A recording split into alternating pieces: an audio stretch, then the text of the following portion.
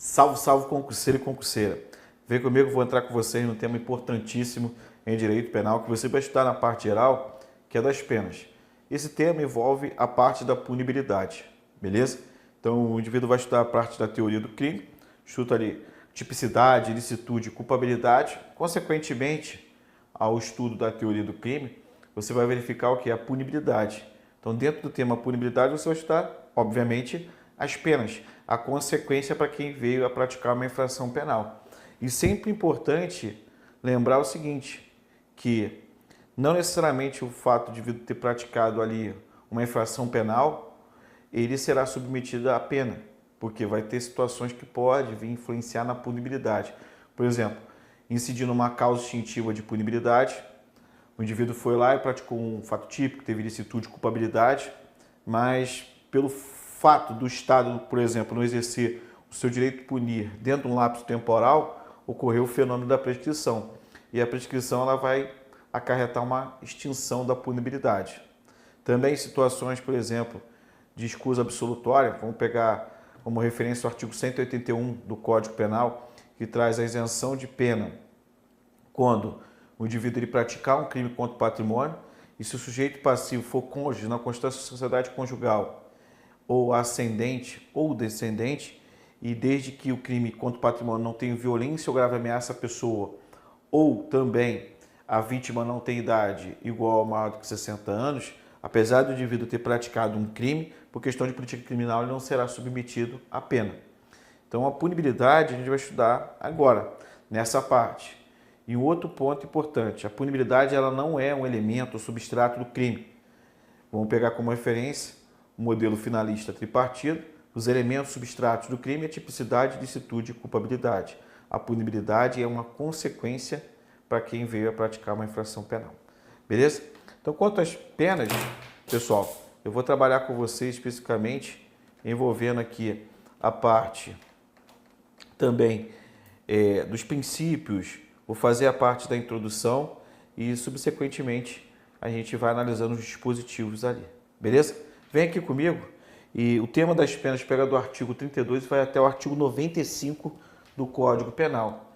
Falando na estrutura das penas, vamos pegar como referência, pena de multa, tá bom? Além da pena de multa, as penas restritivas de direito, que vão se subdividir em prestação pecuniária, perda de bens e valores, prestação de serviço à comunidade, interdição temporária de direitos e limitação de fim de semana.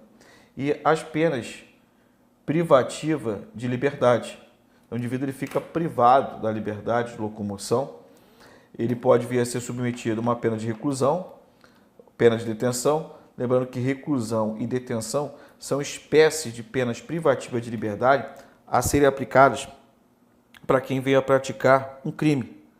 Tudo bem? Então, o indivíduo que praticou um crime, ele pode vir a ser submetido a uma pena privativa de liberdade, reclusão e detenção. Então, reclusão e detenção são as penas privativas de liberdade a serem aplicadas para quem praticou o crime. Já no que diz respeito à prática de uma contravenção penal, a pena privativa de liberdade, ela é denominada de prisão simples.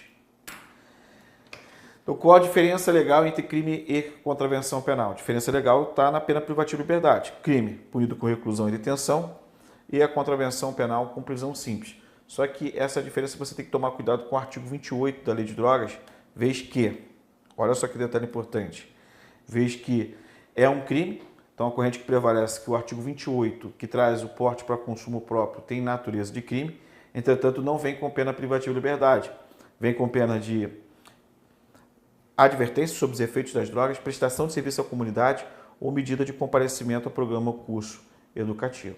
Mas voltando aqui, então, falou em pena privativa de liberdade, espécie, reclusão e detenção. A diferença, eu vou mostrar para vocês, está com o esteio no Código Penal. Reclusão, se caso o indivíduo vier a ser condenado, ele pode, dependendo do patamar da condenação, pode começar a pena cumprida, pode começar a cumprir a pena, aliás, em regime aberto, semiaberto e regime fechado. Já se caso o crime vier punido com pena de detenção, só em regime aberto ou semiaberto, a não ser se durante o cumprimento da pena de detenção ele praticar, por exemplo, um crime doloso ou uma falta grave que caiba a regressão do regime. tá bom? E a prisão simples, pegando como referência a lei de contravenções penais, envolve o quê? Envolve o cumprimento dela em regime aberto ou semiaberto, sem os rigores penitenciários. Então essa é a estrutura que eu mostro para vocês aí, no que diz respeito ao tema penas. Lembrando que, quanto às penas, também você pega como referência a própria Constituição Federal. A Constituição Federal ela traz um rol de penas. Só que o que prevalece na doutrina é que o rol trazido na Constituição Federal é um rol meramente exemplificativo. Então traz exemplo de penas. Agora, um detalhe muito importante que você vem estudar é quanto às finalidades da pena. Mas antes disso, ó, envolvendo aqui, ó, as vias. Quanto às vias, você vai se deparar com o seguinte: a primeira via envolve o quê? A pena. Então, no que diz respeito à sanção penal, lembra o seguinte: sanção penal é um gênero que comporta duas espécies. Vai ter a pena e, além da pena, vai ter ali, ó, a sanção penal, denominada medida de segurança. Então, sanção penal é um gênero que comporta duas espécies: pena e a medida de segurança. A pena vai ser a aferição ali da culpabilidade e, no caso, a medida de segurança é aplicada, por exemplo, se o indivíduo ele for considerado ali um inimputável. Ou então, no caso de semi-imputabilidade, ou se envolver ali durante o cumprimento da pena uma insanidade mental do indivíduo que ocorra a conversão da pena em medida de segurança. Então, resumindo, sanção penal é o gênero que comporta duas espécies, pena e medida de segurança, beleza? Quanto às vias, você vai ter que a primeira via, que é a pena, a segunda via, que vai ser a medida de segurança, e a terceira via, que vai trabalhar em cima aqui, ó, da reparação do dano. Beleza? Isso no que diz respeito ao quê? O indivíduo praticou uma infração penal, como consequência da prática da infração penal, vai ter como primeira via pena, segunda via ou uma medida de segurança e a terceira via trabalhando em cima da reparação do dano. Vem comigo aqui, ó, quanto às finalidades da pena. Eu vou trabalhar aqui de forma resumida, de forma objetiva, só para que vocês tenham uma noção. Então, quanto às finalidades da pena, a gente tem algumas teorias, tá? A primeira teoria que eu vou trabalhar com vocês, ó, é a teoria absoluta. Teoria absoluta desenvolvida aí por Kant e Hegel.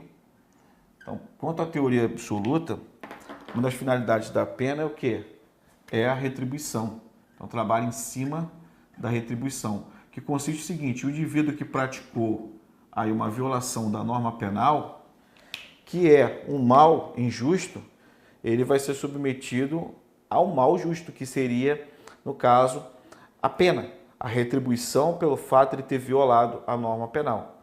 Então, a teoria absoluta ela trabalha em cima da retributividade, ou seja, praticou um mal injusto, violou a norma penal, como retribuição vai ser submetido o quê? A pena. Beleza? Mas além da teoria absoluta, que trabalha em cima da retribuição, a gente também vai trabalhar em cima aqui, ó, da teoria relativa. E a teoria relativa, ela trabalha em cima, ó, da prevenção. Essa prevenção, ela pode ser uma prevenção geral, então, presta atenção, ela pode ser uma prevenção geral ou ela pode ser uma prevenção especial. Qual a diferença entre a teoria retributiva com a teoria relativa? Presta atenção. A teoria retributiva ela trabalha a retribuição. Praticou um mal injusto, toma como retribuição, ali por esse mal praticado pelo agente, a pena. Já a teoria relativa ela trabalha em cima da prevenção. Ou seja, trabalhando em cima para que a sociedade tenha como exemplo, se caso o indivíduo violar a norma penal, verifique-se qual seria a consequência e também trabalha em cima da prevenção especial, que é em cima da figura do indivíduo que veio a ser condenado. Então, a prevenção geral, ela é direcionada à sociedade e ela pode ser dividida em prevenção geral positiva. O que seria essa prevenção geral positiva? É a demonstração aqui, ó, da aplicação do direito penal, demonstrando para os indivíduos perante a sociedade que caso venha violar a norma penal, terá como consequência o quê? A pena. Então, uma prevenção geral positiva, demonstrando ali a aplicabilidade do direito penal para quem violou a norma penal, beleza? Pegando isso como referência, como exemplo. Já a prevenção geral negativa é que, com a aplicação da pena, inibe membros da sociedade a praticar a infração penal. Então, o indivíduo ele pega como exemplo uma pessoa que veio a ser condenada, que está cumprindo a pena, e isso vai inibir ele a praticar uma infração penal. Então, repetindo, prevenção geral envolve o quê? Aquela prevenção perante a sociedade. A positiva é a demonstração que o direito penal está funcionando, que o direito penal está sendo aplicado. Tá? E a negativa é pega aquele condenado que veio a ser submetido à pena e sirva como exemplo para os membros da sociedade não virem a violar a norma penal. Além da prevenção geral, que é direcionada à sociedade, você tem a prevenção especial, que é voltada para a figura do condenado. Tá? Quanto à prevenção especial, ela pode ser subdividida em positiva, vai trabalhar em cima da figura do condenado. Ou seja, o indivíduo que veio a praticar um crime, pegando como referência a prevenção especial positiva, vai trabalhar assim, a aplicação da pena em cima da ressocialização dessa pessoa que veio a ser condenada. Então, a prevenção especial trabalha em cima do condenado, a prevenção especial positiva, buscando que é a ressocialização desse indivíduo que veio a praticar a infração penal. Ressocializar, ou seja, para que ele volte a ser reintegrado à sociedade, tá bom? E além da prevenção especial positiva, você também vai se deparar com a prevenção especial, ó, negativa. Significa dizer que esse indivíduo que veio a ser condenado, que veio a ser submetido à pena, a prevenção especial negativa, como é trabalhada em cima da pessoa do condenado, a negativa significa dizer para que ele não volte a reincidir, não volte a praticar uma infração penal. Beleza? E o Código Penal? O Código Penal adotou qual teoria? Ele adotou a teoria absoluta, adotou a teoria relativa ou adotou as duas? Presta atenção. Aqui, pessoal, a doutrina vai falar que o Código Penal adotou a teoria, ó, teoria eclética, também chamada de igualitária, tá? Ou seja, vai trabalhar em cima da retribuição, mas além de trabalhar em cima da retribuição, vai trabalhar também em cima da prevenção geral e na prevenção especial. Então você verifica que o Código Penal mistura a teoria absoluta, que trabalha em cima da retribuição, com a teoria relativa, que trabalha em cima da prevenção. Então se cai na tua prova, qual teoria adotada pelo Código Penal? Teoria eclética, teoria igualitária. Tá? Ela vai fazer o quê? Essa mesclagem da teoria retributiva, a teoria absoluta, aliás, que trabalha na retribuição, com a teoria relativa, que trabalha em cima da prevenção. Isso você pega como referência o próprio artigo 59 do Código Penal. O artigo 59 do Código Penal, você verifica aqui, ó. Olha o que fala o artigo 59. Ó. O juiz, atendendo à culpabilidade, aos antecedentes, à conduta social, à personalidade do agente, aos motivos e às circunstâncias e consequências do crime, bem como ao comportamento da vítima, estabelecerá, conforme seja necessário e suficiente, ó, para reprovação e prevenção do crime.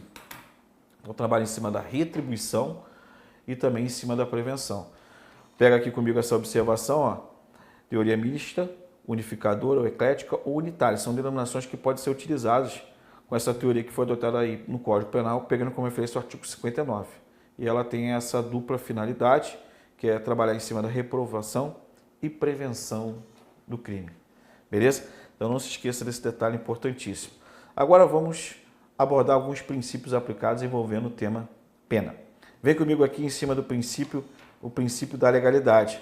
Pegando como referência o artigo 5º, inciso 39 da Constituição Federal, que vai falar o seguinte, ó: não há crime sem lei anterior que defina, nem pena sem prévia cominação legal.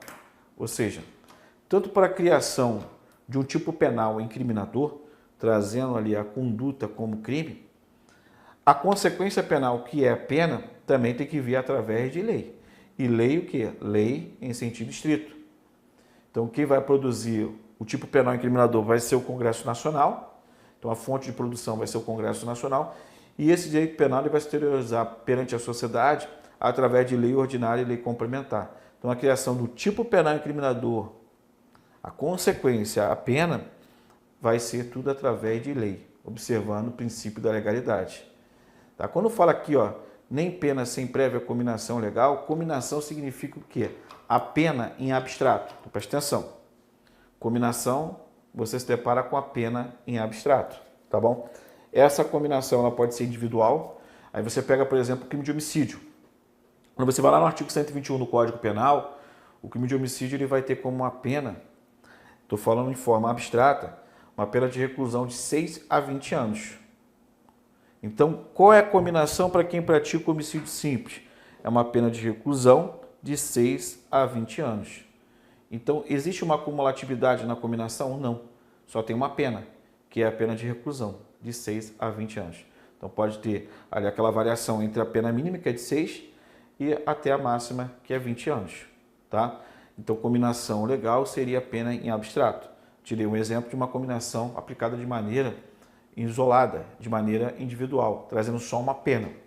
Mas também você pode ter um caso de combinação cumulativa, de serem aplicadas 2 penas pela prática de uma infração penal. Vamos pegar como referência agora o crime de furto. O crime de furto simples, com base no artigo 155 do Código Penal, você vai se deparar com a pena de reclusão de 1 a 4 anos e multa. Então você verifica que quem vier a praticar o crime de furto, além de ser submetido a uma pena de reclusão de 1 a 4 anos, pode vir a também ser submetido a uma pena de multa. E também você pode se deparar com um caso de combinação alternativa. Por exemplo, você pega um crime que fala, aplica-se a pena de detenção ou a pena de multa. Seria um caso de combinação alternativa. Então, lembrando, combinação é a pena em abstrato. Agora, quando fala a pena aplicada, significa dizer a pena em concreto. Então, passou lá pela fase da dosimetria da pena, o magistrado aplicou a pena e essa aplicação significa o quê? A pena em concreto. Beleza? Então, não se esqueça disso. Além do princípio da legalidade, se deparamos também com o princípio da anterioridade. Ó. Não há crime sem lei anterior que defina, nem pena sem prévia cominação legal. Então, gente, não pode o legislador, por exemplo, criar um tipo penal incriminador sem ter a consequência, a pena. Seria o que? Inconstitucional. Primeiro, seria inconstitucional porque toda infração penal ela tem que ter uma consequência. E segundo, não pode criar um tipo penal incriminador e depois disso trazer a pena, em um momento posterior. Tem que ver junto com a criação ali do tipo penal, trazer o que? A consequência. Tem que observar também a anterioridade, porque se o indivíduo realiza um fato hoje, tem um tipo penal, mas não tem a pena, ele não vai ser submetido a nada. Se posteriormente ao fato surge a pena, já vai violar, né, para mim, a Constituição e, além disso, não pode retroagir porque está trazendo prejuízo para ele, porque vai ferir a anterioridade da lei penal, tá bom? Porque a anterioridade ela é observada tanto para a criação de um tipo penal incriminador, como também, gente, para a criação da pena. Então não se esqueça desse detalhe importantíssimo. Volta aqui comigo. Vamos lá, outro princípio, o princípio da individualização da pena. Pega como referência o artigo 5º, inciso 46 da Constituição Federal, que fala o seguinte, ó: a lei regulará a individualização da pena e adotará, entre outras, as seguintes. Então, a pena de privação ou restrição da liberdade. Privação, o indivíduo ele fica totalmente privado de liberdade de locomoção. Aí você pega como exemplo a reclusão, a detenção, a prisão simples, restrição da liberdade, ou seja, o indivíduo ele não está com a liberdade privada, mas ela está restrita. Aí você pega, por exemplo, o fato do indivíduo que tem que ficar limitado durante o final de semana. Aquilo ali é uma restrição da liberdade dele, porque se ele está cumprindo pena de limitação de final de semana ele está com a liberdade restrita. Não está totalmente privado, mas existe uma restrição na liberdade. Perda de bens, perda de bens, pena de multa, prestação social alternativa e suspensão ou interdição de direitos. Prevalece na doutrina que esse rol trazido aí pelo artigo 5º, inciso 46 da Constituição Federal é um rol exemplificativo. Então vai trazer exemplos, tá, de penas que poderão vir a ser aplicadas pela prática de uma infração penal. Então um rol exemplificativo. Beleza? Um outro ponto importante é quanto ao princípio da individualização da pena. O princípio da individualização da pena, ele é avaliado desde o momento legislativo até o momento da execução penal. Então você pega, por exemplo, falou em individualização da pena, vai desde a criação da lei, trazendo a consequência penal para aquele crime, porque querendo ou não, quando o Poder Legislativo cria o tipo penal incriminador e traz a pena, ele está individualizando. Está individualizando a pena porque o indivíduo que violar aquela norma penal ele vai ser submetido a essa pena específica. Então não deixa de ser o quê? A aplicação do princípio da individualização da pena. Momento que do Poder Legislativo de fazer individualização. Quando que vai ser feita a individualização da pena pelo Poder Judiciário? Então a individualização da pena é feita pelo Poder Judiciário a partir do momento que o magistrado ele vai fazendo a dosimetria da pena. Então imagina o seguinte, vários indivíduos envolvidos no fato delituoso praticaram o mesmo crime. Vão responder pelo mesmo crime? Regra geral, sim. Tá? Regra geral porque envolvendo a punibilidade de um concurso de pessoas, você pega com base no artigo 29 do Código Penal a teoria monista, também chamada teoria unitária, também ali teoria monista temperada, porque ela vai ter seus temperamentos, mas ela é a regra de aplicação envolvendo a punibilidade de concurso de pessoas. Só que os indivíduos, apesar de responderem pelo mesmo crime, cada um será penalizado na medida de sua culpabilidade. É no momento da dosimetria da pena que o magistrado vai analisar a conduta de cada um, a reprovabilidade em cima da culpabilidade para aplicar a pena. Beleza? Em cima disso, ele vai dosando. E não deixa de ser o quê? Uma observação ao princípio da individualização da pena. E depois, quando tem a condenação transitou julgado e a pessoa vai cumprir a pena, também vai ser aplicado um princípio da individualização. Aí tu vai falar assim, como assim? Por exemplo, a própria lei de execução penal ela vai trazer ali a individualização envolvendo essa fase. Por exemplo, você pega como referência o preso provisório não pode ficar junto com o preso condenado. O preso provisório que praticou um crime de onda não pode, está suspeito na prática do crime de onda, ele não pode ficar junto com o preso provisório que, em tese, suspeito da prática de um crime comum. Isso tudo é observância do princípio da individualização da pena. Tá? Então não se esqueça que falou em individualização da pena, vai ser observado desde a fase legislativa, então vai ser observado pelo Poder Legislativo, também na fase judiciária, observando ali pelo Poder Judiciário, e na fase da execução. Tá bom? Porque fala assim, o princípio da individualização da pena ele só é observado na fase judicial. Errado. Na fase judicial, na fase legislativa, na fase da execução também.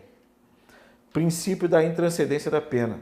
Aí você pega como referência o artigo 5º, inciso 45 da Constituição Federal de 88, que vai falar que nenhuma pena passará da pessoa do condenado, podendo a obrigação de reparar o dano e a decretação do perdimento de bens ser, nos termos da lei, estendida aos sucessores e contra eles executadas, aqui até o limite do valor do patrimônio transferido. Princípio da intercedência da pena, da pessoalidade da pena. Então, o indivíduo que praticou uma infração penal é ele que tem que ser submetido à pena, não os familiares dele. Vamos supor o seguinte, o indivíduo foi lá e praticou um crime de homicídio. Pela prática do crime de homicídio, ele está sendo processado lá pelo crime. No decorrer do processo criminal, ele vem a falecer. Então, quer dizer que os familiares poderão vir a ser submetidos à pena do homicídio pelo fato de quem praticou ser parente, ter um vínculo parentesco com eles e ter falecido? Negativo, né? A pessoa morreu, que foi o autor de um crime, vai ocorrer o que? A extinção da punibilidade, com base no artigo 107, inciso 1 do Código Penal. A morte do agente, comprovação através de certidão de óbito, vai gerar a extinção da punibilidade. E ele vai o quê? Ter a pena extinta. Isso em âmbito penal. Agora, preste atenção, no que diz respeito a uma obrigação de reparar o dano ou decretação do perdimento de bens, pode, nos termos da lei, ser estendida aos sucessores e contra eles executados até o limite do valor da herança, do patrimônio transferido. Então, vamos colocar aqui, por exemplo, ó, quanto de reparação de dano. O indivíduo foi acusado da prática de um crime de homicídio e contra a reparação do dano, gerou ali para ele, ó, vou colocar aqui, ó, R$1 milhão, beleza? Que vai ter que fazer a reparação do dano. Entretanto, ele faleceu. Não vai ter como reparar 1 milhão. Ou vai ter como reparar esse 1 milhão? Aí tu vai falar assim, depende. Depende do que ele deixou de herança. Aí vamos supor aqui que ele deixou de herança R$100 mil. Então, R$100 mil, ó, de herança. Apesar de ele estar devendo aí 1 milhão, só pode abater, ó, até 100 mil, que é o valor da herança deixada. Beleza? Aí, trazendo essa aplicação aqui da herança, vai ficar um remanescente aqui, ó, de 900 mil. Então, a parte tomou aqui um prejuízo de 900 mil. Não pode ser feito nada. Porque, quanto à reparação do dano e perdimento de bens, fica até o valor da herança deixada ali pela pessoa que veio a falecer. Então, o princípio da intranscendência da pena. Outro princípio, o princípio da humanidade ou da humanização das penas. Você tem como referência o artigo 5º, inciso 47 da Constituição Federal, que fala o seguinte, ó, não haverá penas de morte, salvo em caso de guerra declarada nos termos do artigo 84, inciso 19 da Constituição Federal de 88. Então, regra geral, pessoal, não cabe a pena de morte. Mas se cai na tua prova, por exemplo, assim, ó, em hipótese alguma, a pena de morte poderá ser aplicada. Está de forma equivocada. Por quê? A pena de morte, como regra, ela não é aplicada. Mas a própria Constituição traz o que? A exceção, salvo em caso de guerra declarada. E hoje, a lei infraconstitucional que regulamenta a pena de morte, você vai pegar como referência aqui, ó, o artigo 55 do Código Penal Militar. O artigo 55 do Código Penal Militar vai trazer um rol de penas principais. E dentre as penas principais está lá a pena de morte. Então a pena de morte é uma pena principal trazida pelo Código Penal Militar. Ela é executada através de fuzilamento, constei no artigo 56 também do CPM. Tá vendo? Então tem a lei infraconstitucional que regulamenta a pena de morte. É o Código Penal Militar. E o Código de Processo Penal Militar ele vai trazer o procedimento, como que vai ser executada essa pena de morte. Tá bom? Então não se esqueça desse detalhe. De maneira excepcional, a pena de morte pode ser aplicada, mas não basta ter a Constituição falando que a pena de morte ela poderia ser aplicada em caso de guerra declarada. Além disso, deveria ter o quê? Uma lei abaixo da Constituição, infraconstitucional, regulamentando. E nós temos, que é o Código Penal Militar, combinado lá com o Código de Processo Penal Militar. Beleza? Penas de caráter perpétuo também é proibido. Pena de trabalhos forçados. Não confundir, olha só, presta atenção, não confunda com o trabalho obrigatório na lei de execução penal. Então, não confunda com o trabalho obrigatório do preso condenado. Porque na lei de execução penal vai falar que o preso condenado ele é obrigado a ser submetido ao trabalho. É um dever dele. Isso não é trabalho forçado, não confunda. Trabalho forçado é botar o indivíduo, por exemplo, para trabalhar ali 18 horas por dia, descansando 6 horas, trabalhar 15 horas, 16. Então não confunda com a obrigatoriedade de trabalho prevista na lei de execução penal. Penas de banimento. O que seria uma pena de banimento? Pegar, por exemplo, um indivíduo nacional e retirar ele do território nacional, bani-lo. Então é proibido também aqui, ó, dentro da Constituição Federal, tá? Então não se esqueça desse detalhe. E as penas cruéis, tá bom? Porque assim, quando eu falo banimento, por exemplo, um brasileiro nato jamais pode ser extraditado, né? Não estou falando que ele está sendo banido, mas brasileiro nato jamais pode ser extraditado. Aí imagina o seguinte, um brasileiro nato foi lá e praticou um crime. Pegar ele e jogar ele lá para outro país, pô, seria o banimento, não pode. E o naturalizado? Naturalizado tem aquela situação envolvendo a extradição, mas a própria Constituição ela traz as hipóteses que poderá ocorrer a extradição. Princípio da proporcionalidade. Gente, o princípio da proporcionalidade, ele não está expresso, tá? Ele não está expressamente na Constituição Federal. Então, é um princípio implícito. Então, um princípio constitucional implícito. E a proporcionalidade, ela envolve tanto ali a parte que vai ser observada se a pena máxima, envolvendo assim a aplicação de uma pena, se a pena está sendo aplicada de forma excessiva. Então, falou em princípio da proporcionalidade, vai ser observado o quê? A proibição do excesso, para a pena não ser aplicada de forma desnecessária, para a pena não ser aplicada de maneira excessiva. Então vamos pegar, por exemplo, lá o crime de maus tratos contra cão e gato, que a pena é reclusão de 2 a 5 anos. Gente, não confunda as coisas, só estou pegando aqui contextualizando para você entender.